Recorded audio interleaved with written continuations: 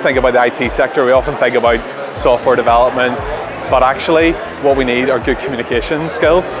Being able to relate to your client, find out their story and what works for them and how the law applies to their situation, their commercials, it's their story, it's their business. Thick skin and a desire to solve puzzles for what I do. Essentially what we do on a day-to-day basis is fix problems for other people, so being able to sort of look at things analytically and solve problems would be the greatest attribute I could recommend. Logical, kind of mathematical kind of things, but also having an eye for detail. And you need to be adaptable, determined.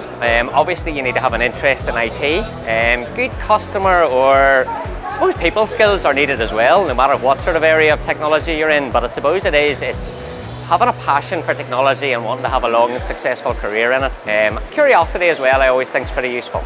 A willingness to learn and appreciate that you're going into a new sector and you won't understand everything, and that everyone was at that stage at one point.